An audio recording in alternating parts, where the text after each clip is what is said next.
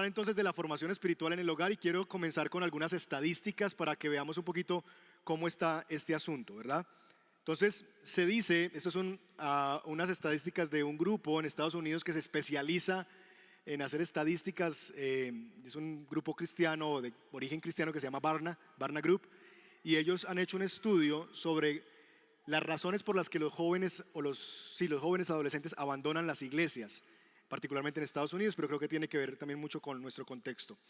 Ellos dicen, por ejemplo, que 3 de cada 5 jóvenes cristianos, es decir, el 59% aproximadamente, se desconectan de la vida de la iglesia, ya sea permanentemente o por un largo periodo de tiempo después de los 15 años de edad.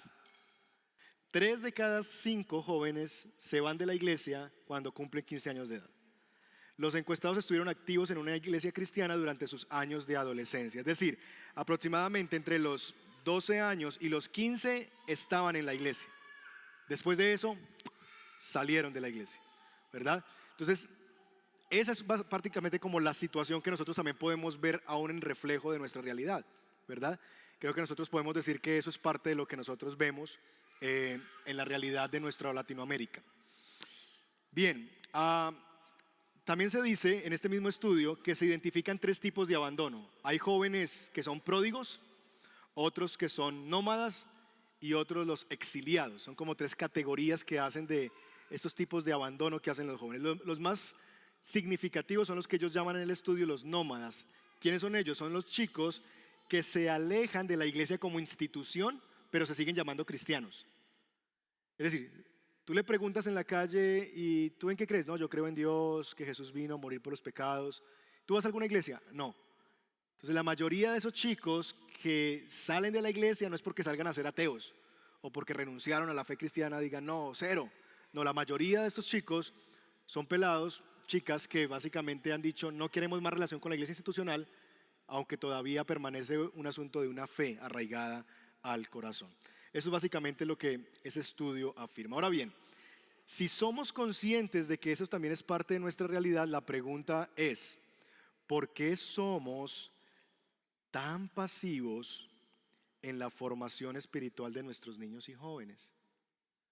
Es decir, si esa es la realidad, si eso es lo que las estadísticas dicen que va a pasar, de tal manera que si tú tienes 3 hijos, es probable que uno de ellos va a abandonar la iglesia, por ejemplo, según las estadísticas. Si eso es tan así, si eso es una realidad tan presente, ¿por qué nos cuesta a nosotros entonces hacernos cargo y somos tan pasivos en la formación espiritual de nuestros niños y jóvenes? Yo creo que por lo menos hay 3 razones. Número 1, yo creo que pudiera ser porque nosotros no vemos la formación espiritual como algo realmente importante para la vida de nuestros hijos. Muchos de nosotros priorizamos otro tipo de formación, la formación académica de nuestros hijos. Y gastamos, y les digo por experiencia que estoy empezando a vivir, millones que valen ciertos colegios en esta ciudad para invertir eso en nuestros hijos porque valoramos la educación y la academia para nuestros hijos. Invertimos en clases extracurriculares de idiomas, de instrumentos, de lo que sea, porque apreciamos y queremos que nuestros hijos hagan eso. Y de nuevo, nada de eso está mal, está bien. El punto es que yo creo que si valoráramos al mismo nivel la educación cristiana, entonces nos preocuparíamos mucho más por la formación espiritual de nuestros hijos. Lo que tal vez eso dice es que nuestro descuido en la formación espiritual tiene que ver con que no vemos realmente en el fondo la importancia del asunto. 2, porque quizás pensamos que así como pagamos y delegamos en los colegios la formación académica de nuestros hijos, de la misma manera ofrendamos en una iglesia, ¿verdad?, para que allá nos formen a los nuestros espiritualmente. Entonces hemos creído que la formación espiritual de nuestros hijos le corresponde a la iglesia. Para eso yo los llevo a la iglesia, para que allá les enseñen a amar a Dios, para que allá les enseñen el temor del Señor. Y por eso los traemos los domingos, para que la iglesia haga el trabajo. Y 3, porque aunque vemos la importancia y aunque sabemos que como padres es nuestra responsabilidad principal, quizás el problema es que no sabemos cómo hacerlo. Es decir, no es porque no le veamos importancia, tampoco es porque creemos que esa responsabilidad es de la iglesia, sino que quizás, sabiendo que es mi responsabilidad y sabiendo que es muy importante, decimos, ajá, ¿y eso cómo se hace? ¿Verdad? Yo no sé hacer esa vaina, o sea, yo no sé ni siquiera cómo leer la Biblia, por dónde arranco, qué hago, ¿verdad? No me siento cómodo haciendo eso en mi casa. Así que yo creo que una de estas tres cosas es la razón por la cual a nosotros quizás nos ha costado y nos cuesta hacer esto. Lo que quiero que hagamos hoy es que veamos en la Biblia la respuesta a tres preguntas respecto a este tema de la formación espiritual de nuestros hijos, ¿vale? Entonces vamos a responder tres preguntas y al final vamos a hacer una práctica, un taller al respecto. Entonces, primera pregunta tiene que ver con quién es el responsable. Y aquí quiero citar otro estudio de esta entidad de Barna Group. Vamos a ver si logro ampliarlo aquí mucho más para ustedes. Sí, ahí aparece, ¿verdad? Entonces, la pregunta que ellos hacen es la responsabilidad por el crecimiento espiritual, el desarrollo y la formación espiritual de los hijos. Entonces, hacen un estudio, perdón que está en inglés, pero no logré hacer el trabajo de ponerlo en español. Y ellos hicieron una investigación preguntándole a padres de familia y pastores sobre quiénes son los responsables de la formación espiritual de los niños y de los jóvenes. Y estos fueron los resultados. El 99% de las personas entre los protestantes dicen que es la familia o los padres, que esa es una responsabilidad de los padres. En segundo lugar, si ponemos en una lista de los principales responsables, es la iglesia, en el lugar número 2, para el 92% de las personas. En tercer lugar, el colegio, la escuela, ¿verdad? En tercer lugar, la comunidad cristiana, es decir, gente que está fuera de la iglesia y la comunidad de amigos que tenemos fuera de la iglesia. En cuarto lugar, el colegio o la escuela. Y finalmente el gobierno o la sociedad, ¿verdad? Con tan solo el 90% lo pone en el último lugar. Es decir, de las 5 formadores que tenemos en la sociedad, padres, iglesia, comunidad circundante, colegio y gobierno, ellos coinciden, tanto pastores como padres de familia, que el lugar número 1 donde se debe dar la formación espiritual de nuestros hijos es la familia. Lugar número 2, la iglesia. Y yo creo que si hiciéramos esa encuesta ahora mismo aquí entre nosotros, los resultados serían muy similares, ¿verdad? Pensaríamos muy similar. Creeríamos que esa es la realidad también para nosotros. Entonces, el asunto es que si eso es así, ¿verdad? ¿Quiénes son realmente los responsables? ¿Esta encuesta tiene razón? Nosotros podemos pensar así, la gente en Estados Unidos puede pensar así, pero Dios piensa así. Dios dice que ese es el ranking de responsabilidades. Entonces lo que quiero es que veamos en la Biblia parte de esa realidad. Y para eso les voy a conducir a un texto en Deuteronomio capítulo 6, versos 3 al 9. Y voy a leer para ustedes, síganme ahí en la pantalla, está el texto para que nos rinda. Esto es el pueblo de Dios entrando a la tierra prometida. Dios les da estas instrucciones porque ellos van a empezar una nueva vida. Van a tener hijos y se van a establecer en esos lugares y van a llegar a establecerse como una nación. Y miren el consejo de Dios. Escucha, Israel, el Señor es nuestro Dios, solamente el Señor. Ama al Señor tu Dios con todo tu corazón. Entonces, primer mandamiento, ama al Señor tu Dios. ¿Con qué? Con todo tu corazón, con toda tu alma y con todas tus fuerzas. Entonces, aquí hay un mandato para nosotros. Ama al Señor tu Dios. Verso 6. Debes comprometerte, palabrita clave, debes comprometerte con todo tu ser a cumplir cada uno de estos mandatos que hoy te entrego. Ok, entonces debo comprometerme, número 1, ¿a qué?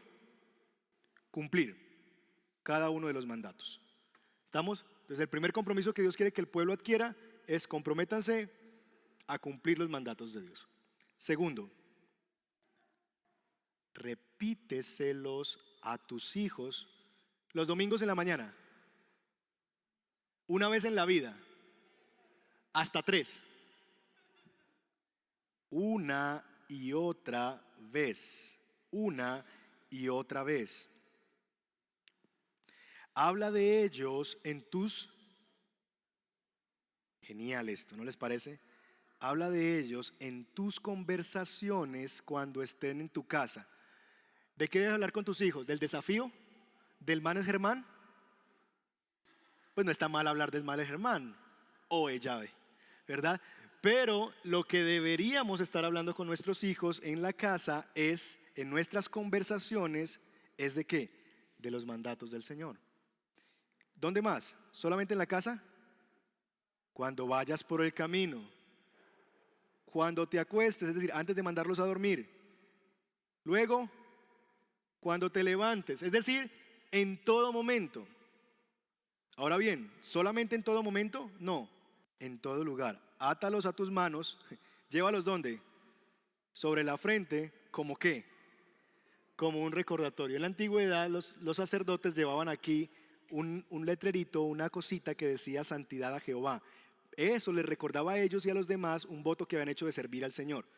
Casi que en la figura que está en la mente de Moisés aquí al escribir esto es esa, realmente es, ponla en tu frente para que todos los puedan ver, ¿verdad? Que eso está delante de ti, que no se te debe olvidar. Porque si tú eres como yo, las cosas se nos olvidan muy fácil. Entonces, ponlos en la frente. ¿Dónde más? Escríbelos en los marcos de la entrada a tu casa, sobre las puertas de la ciudad. Entonces, ¿en qué escenarios? En la ciudad, en la casa, ¿verdad? En las manos, en la frente, en todo lado. Entonces, estas son palabras de Dios para los padres de Israel. Y aquí está la encomienda del Señor. Esto es lo que los padres deberían hacer cuando lleguen a la tierra prometida. Sigue más adelante Deuteronomio capítulo 6 diciendo, miren esto, y el pastor Andrés creo que nos habló de esto el domingo, si no, mal no recuerdo. En el futuro, ¿tus hijos qué van a hacer? Te preguntarán. ¿Qué me van a preguntar? ¿Qué significan estas leyes? ¿Cuáles leyes? Las que tú les enseñaste estando en la casa, las pusiste sobre la frente, las pusiste sobre los muros de la ciudad, etcétera. Tus hijos te van a preguntar, como tú se las has repetido todo el tiempo y has hecho un ejercicio de decírselas a ellos, algún día ellos no solamente van a recibir eso mecánicamente, sino que van a empezar a preguntarse cosas. ¿Qué significan estas leyes? Porque cuando los niños están muy pequeñitos no cuestionan nada. Yo tengo un niño de 3 y 5 años. Ellos simplemente me reciben las cosas. Pero Martín, que está más grandecito, ya empieza a cuestionar. Papá, ¿y por qué Jesús tuvo que morir? Papá, ¿y por qué tal cosa? ¿Y por qué vamos a la iglesia? ¿Y por qué? Al comienzo no lo preguntaba, lo hacían y es la etapa inicial de los niños. Pero llegará el momento en que van a empezar a preguntar por significado de las cosas. Entonces, ¿qué le vamos a responder? Tú les dirás. ¿Qué les vamos a decir? Nosotros éramos esclavos del faraón en tierra de Egipto, pero el Señor nos sacó de Egipto con su mano poderosa. El Señor hizo señales milagrosas, maravillas ante nuestros ojos. Envió castigos terribles contra Egipto, contra el faraón y contra todo su pueblo. Nos sacó de Egipto para entregarnos esta tierra que había jurado darles a nuestros antepasados. Entonces el Señor, nuestro Dios, nos ordenó obedecer todos estos decretos y temerlos a Él. ¿Para qué? Para que siguiera bendiciéndonos y preservara nuestra vida como lo ha hecho hasta el día de hoy. Cuando tu hijo te pregunte, tú le vas a recordar la historia de la redención, la historia de la salvación. Y es muy interesante que ellos, no es la historia de otros, es la historia nuestra. Mire cómo ellos la van a contar. Nosotros, ante nuestros ojos, nos sacó. No es una historia vieja, acartonada, guardada debajo de un baúl que yo le cuento de, es que cuentan las leyendas. No es cuentan las leyendas, esta es nuestra historia. Esto me pasó a mí, esto era mi realidad, esto era mi vida. Y mira lo que el Señor hizo conmigo, con nosotros. No es la historia sobre otros, es nuestra historia. Así que cuando nos planteamos la pregunta, ¿quiénes son los responsables de esto? La respuesta es nosotros. Nosotros. Y si hablamos mucho más puntualmente a aquellas familias que están aquí con papá y mamá, a nosotros los padres, hombres, Dios nos dio esa encomienda. Si tú eres mamita y no hay un hombre en tu casa, tú tienes esa encomienda. Pero, o si tu esposo no es cristiano, pero particularmente es a nosotros que Dios como padres nos ha dado esa encomienda. ¿Estamos? Así que esa es la primera pregunta que respondimos. ¿Quiénes son los responsables? Nosotros, los padres. Somos los responsables de la formación espiritual de nuestros hijos. Ahora bien, pastor, y si yo no quiero hacerlo porque me puede la pena, porque me puede la pereza, porque eso no es para mí, porque yo no tengo esa personalidad. ¿Cuáles son las consecuencias? Bueno, déjenme mostrarles como en un viaje en el tiempo, como en las películas que muestran 6 años después. ¿Han visto eso? Déjenme mostrarles aquí más o menos unos 40 años después. ¿Listo? Entonces la película va a avanzar muy rápido y vamos a ir 40 años más tarde. Y vamos a ir al libro de Josué. Miren lo que dice aquí ahora Josué. Estas es palabras de Dios a través de Josué. Por lo tanto, teme al Señor y sírvelo con todo el corazón. ¿Les suena parecido a lo que ya leímos? Mismas palabras de Deuteronomio, ¿verdad? Pero si te niegas a servir al Señor, elige hoy mismo a quién servirás. ¿Acaso optarás por los dioses que tus antepasados sirvieron al otro lado del río Éufrates? Pero en cuanto a mí y mi familia, esas son las palabras de Josué, pero en cuanto a mí y mi familia, nosotros, ¿qué haremos? Este es el líder del pueblo, diciéndole al pueblo, miren, Dios me ha llamado a liderarlos a ustedes, pero hay una cosa que yo no puedo hacer, obligarlos a seguir a Dios. Así que yo no sé ustedes, pero yo he tomado una decisión. Mi casa y yo serviremos al Señor. Y es interesante porque hay un asunto aquí de autoridad. Porque en nuestro mundo posmoderno yo puedo decir, yo voy a servir al Señor. Pero yo no le voy a inculcar eso a mis hijos. Mis hijos deben crecer con libre desarrollo de la personalidad. Ellos crecerán y elegirán qué religión quieren tomar. Aquí hay un padre de familia que dice, yo no sé ustedes, pero yo y mi familia vamos a servir al Señor.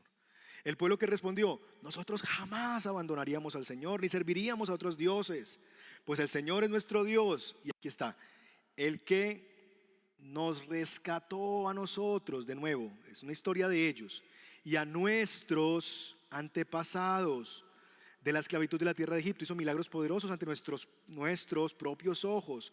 Cuando andábamos por el desierto rodeados de enemigos, Él nos protegió. Fue el Señor quien expulsó a los amorreos y otras naciones que vivían allí en esta tierra. Por lo tanto, nosotros también serviremos al Señor porque solo Él es nuestro Dios. Entonces, he aquí un pueblo que está tomando una decisión por el Señor, como familias. Vamos a servir al Señor, ¿por qué? Porque Él hizo esto por nosotros y Él nos protegió y Él ha hecho esto y aquello. Así que esa es parte de lo que está pasando allí.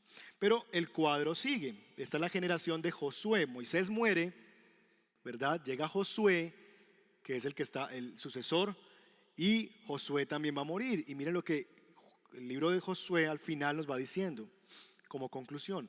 El pueblo de Israel sirvió al Señor cuando. Este detalle es muy importante. Durante toda la vida de Josué y de los ancianos que murieron después de él. Los cuales, miren este detalle tan impresionante, habían vivido en persona todo lo que el Señor había hecho por Israel. Esto, mis hermanos, es supremamente importante, porque nos presenta qué fue lo que ancló la fe del pueblo. Lo que ancló la fe del pueblo es que ellos habían vivido en persona todo lo que el Señor había hecho. Esa generación vio el mar abrirse en dos. Esa generación vio cómo el mar se cerraba y enterraba los carros del faraón. Esa generación vio a los hijos de los egipcios primogénitos morir y a los suyos vivir. Esa generación vio a Dios en medio de ellos. Pero llegamos al libro de Jueces una generación más tarde, 40 años más tarde. Vamos a adelantar esto. Después, dice Jueces capítulo 2, de que murieron todos los de esa generación, ¿recuerdan? ¿Qué pasó?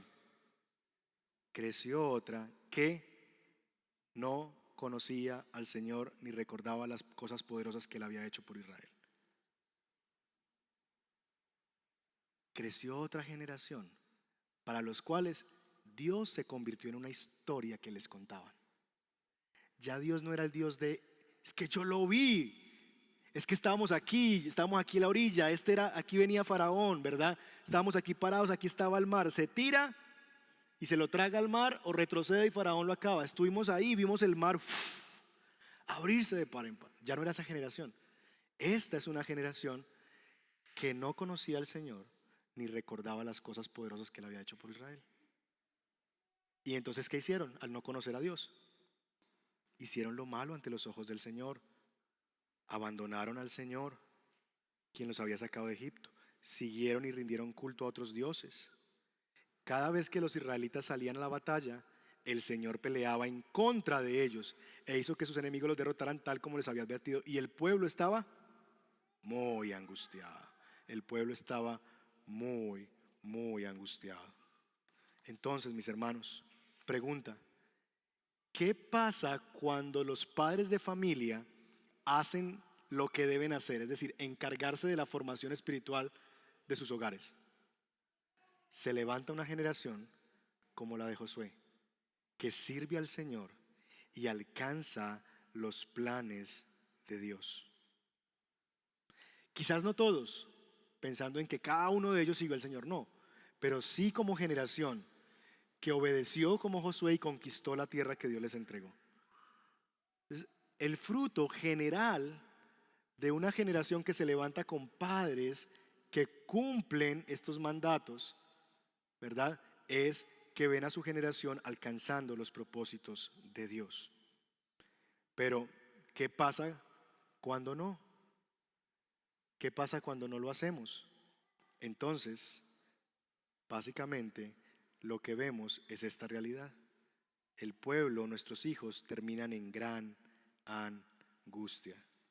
Ellos crecieron, dice el texto, y no conocían al Señor, ni recordaban las cosas poderosas que Él había hecho por Israel. ¿Qué pasó? ¿Por qué dejaron de conocer al Señor? ¿Qué pasó en esto? ¿Dónde fue que se perdió aquí el asunto? Bueno, seguramente los padres de esta generación se olvidaron de Deuteronomio capítulo 6. Y le recordarás a tus hijos cuando estés en la casa y a las puertas de la ciudad, y cuando vayas a tal cosa, y ponlos en tu frente y en las paredes de la ciudad y en todas partes. Esta generación de hijos tuvo padres que solamente se encargaron de su propia espiritualidad y que asumieron la de sus hijos y se olvidaron de Deuteronomio capítulo 6. Mis hermanos, esos son nuestros hijos. Nuestros hijos son los hijos de quienes vimos a Dios. Quizá la mayoría de nosotros no viene de un pedigrí cristiano, de una cuna cristiana. Conocimos de Dios a los golpes, porque sufrimos, porque batallamos y experimentamos la libertad de Dios. Experimentamos el poder de Dios rescatándonos del pecado y de la destrucción. Y claro que como el Israel de los tiempos de Moisés, vimos a Dios en vivo y en directo. No lo vimos en diferido, no nos contaron una historia. Nosotros vimos a Dios actuar en nuestra propia vida y vimos el poder de Dios a nuestro favor. Pero nuestros hijos nacieron en un hogar donde ellos todavía no le han visto, donde seguramente muchos de ellos no le conocen aún personalmente. Así que por esa razón, mis hermanos, nosotros deberíamos entonces exhibirlo, explicarlo, enseñarlo, contarles acerca de Él y de sus obras y orar para que algún día ellos también le conozcan y al crecer le recuerden. Como esa es nuestra realidad, cristianos de segunda generación, deberíamos nosotros como padres exhibirlo, explicarlo, enseñarlo, contarles de las obras de Dios y orar para que algún día ellos mismos vean en sus propias vidas el mar abriéndose en dos. De tal manera que ellos no tengan que vivir en gran sufrimiento, como termina diciendo el versículo 15 que leímos hace un momento. ¿Quiénes son los responsables? Nosotros. ¿Qué pasa si no lo hacemos? Nuestros hijos van a terminar en gran aflicción, muy angustiados. ¿Qué pasa si lo hacemos? Veremos a una generación que va a conquistar la tierra, que va a tomar posesión del territorio que se les ha asignado. En otras palabras, es una generación que va a caminar bajo los propósitos de Dios. ¿Todos como cada uno de ellos? No, eso no es una regla general ni es una promesa para todo el mundo, pero sí generalmente, si tú guías a tus hijos en el camino del Señor, les hablas de Él, seguramente se va a levantar una generación que va a conocer y va a temer al Señor. Tercera pregunta: ¿cómo entonces les formamos a ellos espiritualmente? Si eso es tan importante y si somos nosotros los llamados a hacerlo, y si está en juego su bien, el bien de nuestros hijos, que no lleguen a angustias, que no lleguen a sufrimientos como los que tuvimos que padecer nosotros para llegar al Señor, entonces, ¿cómo les formamos a ellos? Primero, yo quisiera invitarte que lo primero que debemos hacer es derribar nuestras falsas presuposiciones. Primera presuposición. Nosotros decimos, somos muy bautistas, somos muy reformados y decimos, no, pastor, usted está muy legalista en ese púlpito. La salvación es del Señor, yo no convierto a mis hijos, ¿verdad? Por lo tanto, a mí no me debe preocupar eso porque Dios es el que salva. Y esos niños están bajo promesa, pastor. Y le pongo hasta acento pentecostal, ¿verdad? Esos niños están bajo promesa. Bueno, si esa es tu teología, yo quiero decirte, está mal. ¿Por qué? Porque es verdad, la salvación es del Señor. Pero la forma en que el Señor opera salvación en hijos de creyentes es a través de darle padres a esos hijos que le cuenten la historia de Dios, que le exhiban en su testimonio la historia de Dios. Ese es el primer mecanismo que Dios tiene de evangelización para nuestros hijos. Dios es el que salva, ¿verdad? Pero eso no te debe llevar a dejar de cumplir tu rol como papá y mamá al educar a tus hijos y formarlos en el temor y en la instrucción del Señor. Así que quítate esa presuposición de tu mente. 2. Pastor, no, yo creo que la formación espiritual, eso es un llamado de la iglesia. La iglesia es a la que Dios le dijo, vayan por todo el mundo y hagan discípulos de todas las naciones. Así que si usted me pregunta, ¿quién es el que debe hacer discípulos? La Biblia dice que es la iglesia, no los papás. Bueno, eso es verdad, la iglesia es llamada a ser discípulos. Y yo creo que el llamado de la Gran Comisión nos dice a nosotros mucho cómo es que opera la iglesia haciendo discípulos. En Hechos capítulo 1, verso 8, Dios le dijo a la iglesia en Jerusalén, esperen a que venga el Espíritu Santo, pero recibirán el Espíritu Santo. Y entonces me serán testigos ¿en dónde? Jerusalén, Judea, Samaria y hasta lo último de la tierra. Eso, para los que no saben un poquito de geografía bíblica, es círculo pequeñito, Jerusalén la capital, como decir Medellín, Antioquia, Colombia y todo Latinoamérica. Y realmente para nosotros como padres, creo yo que la Gran Comisión inicia con el llamado a nuestra Jerusalén. Y no creo estar estirando demasiado el texto. Yo creo que la Gran Comisión inicia con mi grupo más cercano. ¿Y cuál es mi grupo más cercano? La familia. Esa es mi Jerusalén. De tal manera que allí, yo que soy la iglesia, no una institución, esto no es la iglesia, estos son 4 paredes de una bodega que nos alquilaron.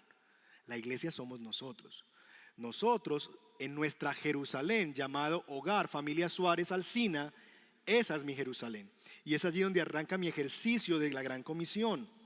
Si eres un creyente, eres llamado a hacer la Gran Comisión y tu Jerusalén, el primer círculo de discipulado tuyo es tu familia. Tercera presuposición. Pastor, yo no soy bueno para eso. Para eso están los profesores de Redil Kids. Ellos sí se han capacitado para eso. Yo nunca he tomado un curso de pedagogía ni de didáctica. Pastor, yo soy malo para eso. Quiero que te grabes esto en tu mente. Y creo que lo puse aquí aparte para que se te grabe. En la formación espiritual, la relación importa más que el talento. Lo repito, la relación importa más que el talento. Déjame ponerte un ejemplo. Lo escuché alguna vez y me parece fantástico. Tu esposa quiere una cita romántica. ¿Amén? ¿Solo la mía? Tu esposa quiere una cita romántica. Y tú dices, la voy a sorprender ahora sí. Voy con toda. Vamos a hacer la mejor cita del mundo para mi esposa. Y se te ocurre una genial idea. Contratas a un experto en citas. ¿Vieron alguna vez cuál es la película de este muchacho que hace citas? Hitch. Contratas a Hitch, ¿verdad? Ese morenazo, bien. Y tú dices, hermano, mi esposa quiere la mejor cita romántica que ha tenido en su historia. Y tú dices, amor, tranquila, esta noche yo cuido a los niños y vas a salir con Hitch. y vas a tener la mejor cita romántica de tu historia. ¿Qué tal eso? Yo espero que tu esposa no esté feliz con eso, ni que tú tampoco estés feliz con eso. ¿Hitch lo puede hacer mejor? Claro que sí. Él es el profesional. Él sabe cómo conquistar a una mujer. Pero la relación importa más que el talento. Así que si tu esposa te ama, va a preferir 1000 veces salir con su Hitch que con el otro Hitch, ¿verdad? Relación importa más que talento. 2. La constancia en el discipulado es más importante que la cantidad de contenido. ¿Por qué digo esto? Porque muchos piensan que hacer devocional es como un tema de hacer pequeños cultos en la casa. Pastor, pues que yo no tengo guitarra y yo no sé tocar ningún instrumento, y quién va a dirigir la alabanza y quién va a recoger las ofrendas. Y piensan que tener formación espiritual en la casa es hacer mini cultos en la casa. Y dicen, no, pastor, los niños se me duermen. Una hora hablándoles y no, yo apenas voy en el versículo 50 de ese capítulo, se me duermen. Pues claro, constancia es más importante que contenido. En 20 años, Martín y Juan Diego, mis hijos, no van a recordar, yo creo, y yo estoy claro con eso, no van a recordar el contenido tal vez de ninguno de los devocionales que yo hice con ellos. Quizás ni uno solo van a recordar, pero ¿saben qué van a recordar? Que cada noche, antes de ir a la cama, nos sentábamos los 4, leíamos la Biblia, explicábamos lo que la Biblia decía, ¿verdad? Glorificábamos a Dios y orábamos unos por otros. Eso no se les va a olvidar jamás. ¿Por qué? Porque la constancia tiene mucho mayor fruto y es más importante que la cantidad de contenido. ¿Estamos? Ok, entonces, teniendo eso claro, quiero mostrarles 3 prácticas útiles para la formación espiritual de la familia. 3 cosas que yo les animaría a ustedes como familias a establecer en sus casas como prácticas de formación espiritual. ¿Estamos? No son las únicas que existen, pero creo que estas son muy importantes. Primero, devocional familiar. Devocional familiar. Algunos le llamaban el altar familiar. Devocional familiar. El devocional familiar no es un mini culto, es un tiempo en familia para centrarnos en Dios. Entonces, yo lo dividí como en 2 etapas de la vida. ¿Qué hacer cuando los hijos están pequeños, en edad preescolar, y qué hacer cuando los hijos ya están en edad escolar? ¿Vale? Entonces, primero vamos a hablar de un método que es el que nosotros aplicamos hoy día en casa, que es el método con los niños que están chiquiticos, nuestros niños están recién en transición y esto, y otro que es para cuando los niños están más grandecitos, ¿vale? Entonces, por ejemplo, este método, y realmente esta sigla la encontré esta semana porque pensé, ¿qué es lo que hacemos todas las noches? Porque no hay un sistema realmente, lo hacíamos así en casa, pero yo me puse a hacer, bueno, el primero que hacemos es esto, luego esto, luego esto, luego esto, y me salió mágicamente Lego. Entonces vamos a hacer el Lego con nuestros hijos, ¿vale? Entonces lo primero que hacemos es leer la Biblia. Ahora bien, cuando los niños están pequeñitos, usted no les va a leer esta Biblia negra, llena de letras, que no dice, o sea, que a un niño poco le va a llamar la atención, ¿verdad? Que de hecho si coge una hoja de estas, la despedaza solamente con tocarla. No, hay Biblias como esta Biblia, que es la que, en mi casa hay como 6 Biblias para niños, pero esta es la número 1, soy súper fan de esta Biblia. Y esta Biblia es una Biblia ilustrada, ¿verdad? Entonces trae la historia, pero además trae imágenes. Entonces es leer una de estas historias con los niños, reunidos en familia, exhibir el texto de tal manera que ellos puedan verlo. No es como en un culto, detrás de un atril. ¿Me voy a comprar un atril?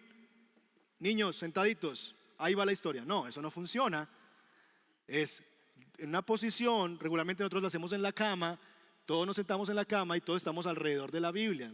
Yo pongo la Biblia lejos y empiezo a leerla y les llamo la atención sobre las imágenes. Entonces, leer una historia ilustrada de la Biblia, algo corto. No le vaya a leer el Salmo 119. No se lo aguanta usted, se lo va a aguantar un niño de 3 años. No, corta, una historia. ¿Estamos? 2, explique. Entonces, después de leerla, explique el hecho central de la historia. Lo que yo acostumbro a hacer con mis hijos es les hago preguntas. ¿Qué aprendimos hoy? Entonces ayer leímos, por ejemplo, la historia de Lea y Raquel, ¿verdad? Entonces, que había una niña fea que nadie quería. Entonces, ok, ¿y eso qué nos enseña? Pero para Dios no era fea, para Dios era una princesa. Entonces empiezan ellos a conectar y regularmente trato de explicarles el hecho central de la historia. En esta Biblia, que es lo que me encanta de esta Biblia, que es donde yo les llevo finalmente después de explicar la historia, es glorificar a Dios por Jesucristo, porque cada historia de esta Biblia en particular nos conecta con la historia de redención. Entonces, por ejemplo, en esa historia de ayer, el punto era que ella, siendo quien era, ¿verdad?, fea para los demás, terminó siendo una princesa, que después de que le nacieron hijos, fue la tatarabuela de Jesús, del príncipe de los príncipes, del príncipe de la paz, ¿verdad? Entonces conectar con la historia del Evangelio y conectarles con Cristo como quien no desecha a aquellos que no son tan agraciados, sino que a todos nos ve lindos. Entonces, básicamente eso, glorificar a Dios, o por un atributo de Dios. ¿Quién es Dios aquí en este pasaje? Dios es muy poderoso. Ok, conectar con ese atributo, glorificar a Dios, ya sea por un atributo que está siendo evidenciado o por la persona de Jesús y cómo podemos llevarlos al Evangelio. Y finalmente, orar. Entonces, regularmente yo les pregunto a los niños, ¿por qué oramos? Entonces ellos dicen, por mis amiguitos. Entonces empiezan a nombrar los amiguitos. Entonces, ¿qué más? Entonces yo a veces digo, no, oremos por esto, oremos por tal persona de la iglesia que está enfermita, oremos por tal necesidad, oremos por los abuelitos. Entonces, ¿por qué oramos? Y regularmente es darles oportunidad a ellos de orar. Las oraciones deben ser sencillas, porque si usted empieza, oh benignísimo Dios que habitas en la eternidad, en el tercer cielo junto con tus arcángeles, ángeles, principados y potestades, el niño va a quedar como que, uy, ¿eso qué es? No, oraciones simples que el niño pueda captar y decir, orar es como hablar, solo que yo le hablo a Dios. Entonces, una oración sencilla de 30 segundos, un minuto, que el niño se sienta animado, que la puede algún momento repetir, hacer, y no como que le sea inalcanzable. ¿Estamos? Entonces, ese es el método Lego. Vamos a hacer el Lego. ¿Listo? Eso es para cuando los niños están más chiquiticos. ¿Qué herramienta recomiendo yo ahí? Esta Biblia. Juan Carlos la tiene en español e inglés, ¿verdad? Bilingüe. ¿Dónde está Juan? Sí. Bueno, él me dijo que tenía. Esta está en español, pero Juan la tiene en español e inglés. Es decir, aún te sirve para practicar inglés si quieres con tus hijos. Un día la lees en español, otro día la lees en inglés o lo que sea. Entonces, muy buena, la recomiendo 100%. Ahorita seguramente vamos a alcanzar a leer algo de allí. Listo, siguiente método para ir avanzando. El siguiente método es para cuando los hijos están un poquito más grandes, y este lo hicimos ya en la iglesia en otros contextos, y es lo que llamamos ora, ¿verdad? Entonces lo primero que haremos, lo que les recomiendo es, voy a sacarlo todo para empezar a explicar ahorita uno a uno. Entonces, ora, ¿verdad? Y es sacar una hora a la semana con tus hijos. Ese era como el propósito. Entonces primero es hablar sobre cómo estamos. Entonces los pelados llegan del colegio y tal cosa, ok, ¿cómo les fue hoy? ¿Qué pasó? ¿Verdad? No, tal cosa, ¿y qué pasó que perdiste tal examen? Conversar, ¿cómo estamos? ¿Qué necesidades tienes? Papá también, oren por mí, hoy me pasó esto en el trabajo o no sé qué, ¿verdad? Entonces como hablar sobre cómo está la familia, ¿verdad? No me gustó cómo esta mañana me hablaste o no sé qué, corregir si hay momentos para hablar, lo que sea. Luego de eso, después de lo que hemos hablado, ya tenemos agenda de oración. Sobre lo que hemos hablado, oremos ahora unos por otros. Entonces, recomendable es que cada miembro de la familia ore por las necesidades del otro. Dinámica del de la derecha, básicamente. Tercero, repasar el sermón. Como aquí ya hay niños más grandecitos que seguramente o han estado en la iglesia el domingo, han estado en el sermón, o usted tiene las preguntas de implicación, usted puede leer nuevamente el texto que se predicó y usar una de las preguntitas de implicación para repasar lo que el Señor los habló el domingo. Pues podría ser eso. Y finalmente adorar juntos. Adorar no solamente es cantar, puede ser orar, dando gracias a Dios por lo que Él habló, por lo que Él hizo, etc. Esa es como básicamente la dinámica. ¿Qué recomiendo aquí? Use una versión de la Biblia más dinámica, lo que llamamos dinámica, más sencilla. La Nueva Traducción Viviente, la Palabra de Dios para Todos. Versiones que sean de lenguaje muy sencillo, que los niños puedan captar muy fácil el mensaje. No les va a leer Reina Valera, vosotros sois. No, así no hablamos nosotros ni los niños tampoco. Entonces, ¿quién es vosotros? Un señor. No, no, vosotros somos nosotros. Entonces, o ellos. Entonces, no, es una versión que sea mucho más sencilla. Inicuos, impíos. Papá, ¿qué es eso? No, pues enseñamos el concepto del pecado y ya los niños captan con eso. Entonces, use una versión sencilla. Use también las preguntas de implicación. Y a veces yo recomiendo que usemos lo que ya se llama proyecto, no sé si lo tenemos aquí, sí, proyecto Biblia. Proyecto Biblia es unos videos que están en internet que son animados y te explican pasajes de la Biblia.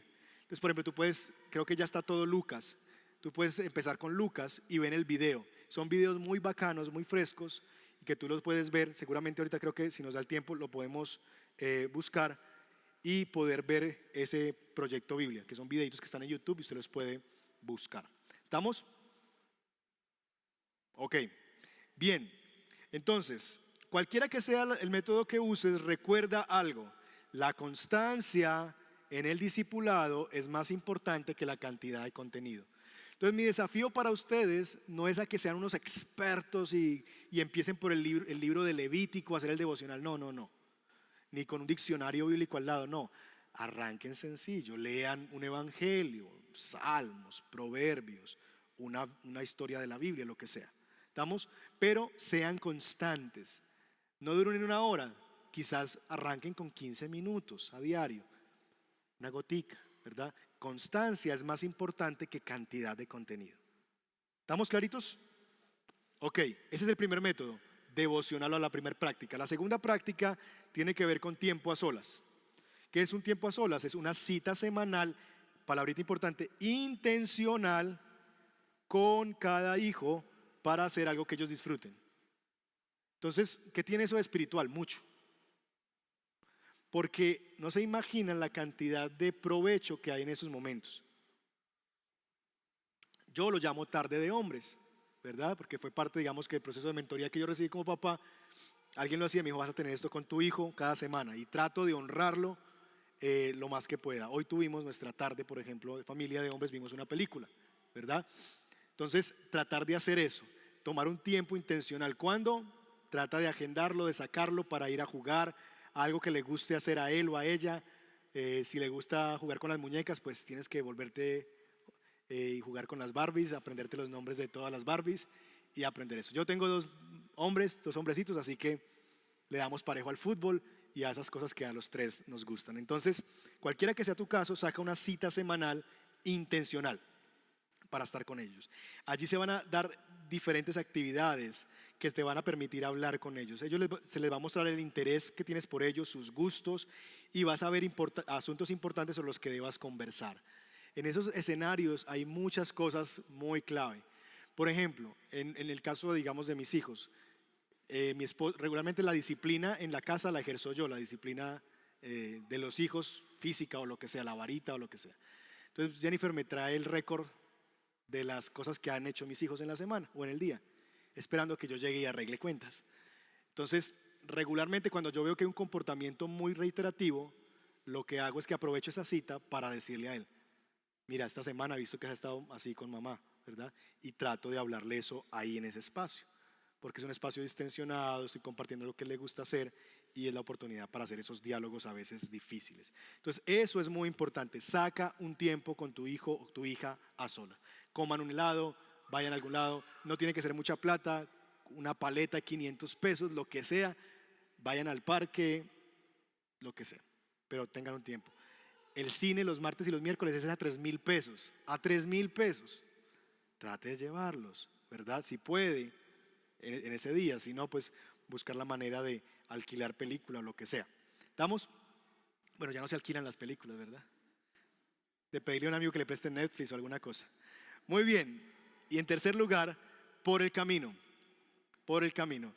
Por el camino son conversaciones no planeadas que logro conectar con una verdad espiritual. Entonces, es estar atentos a momentos clave que yo no los busqué, pero fueron oportunidades gloriosas. Yo les he contado la historia de la puerta, de Juan Diego tratando de abrir la puerta, ¿verdad? Y que quería él abrir la puerta y que no dejaba que el hermanito le ayudara y él no podía creer que él no podía hacerlo y que su hermanito sí podía hacerlo. ¿Recuerdan la historia? Y es básicamente el modelo del Evangelio. Es así somos nosotros. Nosotros no podemos salvarnos a nosotros mismos, hallar la puerta de escape, la puerta de seguridad, pero Dios envió a su hermano mayor a ayudarnos.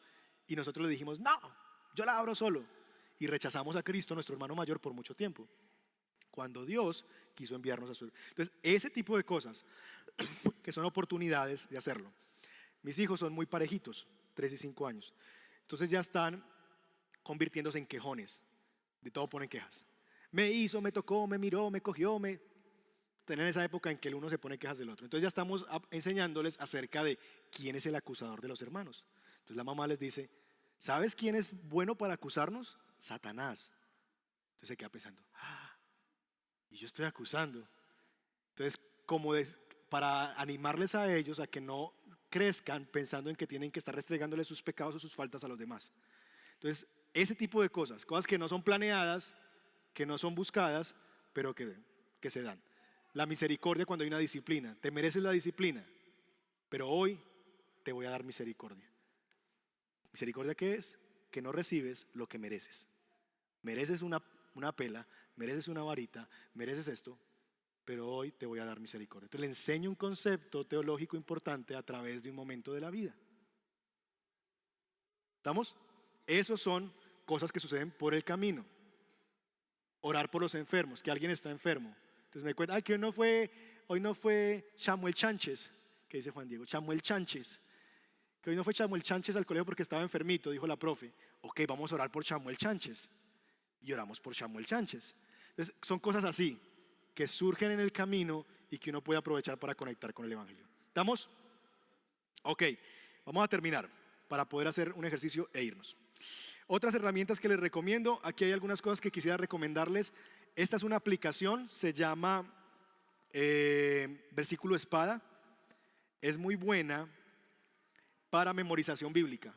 Entonces está tanto para iOS, para los que tienen iPhone o los que tienen Android, también la tienen, vale solamente 9,000 pesos. Es muy bacana porque te permite hacer varias cosas. Por ejemplo, yo lo tengo por acá. Para los niños el versículo viene acompañado con una imagen. Entonces regularmente en nuestra casa solíamos hacer, no lo hemos hecho últimamente, de imprimir con la imagen, que le hace más fácil a los niños recordarlo. Entonces te trae planes de memorización, te trae ejercicios como de concurso, de rellenar frases o de alertas que te recuerdan que tienes que ver el versículo. Entonces tú piensas que es un mensaje de WhatsApp, no, es que te manda una alerta que tienes que recordar el versículo que estás memorizando. Se llama Versículo Espada. La pueden encontrar, buscarla así, Versículo Espada. Este es el loguito y será un buen ejercicio de aprender juntos en familia a memorizar versículos bíblicos. Entonces, por ejemplo, esta semana, hasta hoy creo que tenemos un versículo que tenemos que memorizar en casa. Entonces nuestros hijos están aprendiéndolo y se lo recordamos en semana. 2, esta es muy bacana. Vamos a ver si yo logro salir de aquí. Se llama bueno, este es el del versículo espada. Esta es la aplicación, entonces aquí está, 9,000 pesos vale. Vamos a ver si esto sí, aquí está. Estas son canciones que son lo que llamamos o lo que llamaban en la antigüedad y todavía lo llaman así, catecismo, que es un sistema de aprendizaje a través de preguntas. Sigue con hipo el televisor, que se para cada ratico.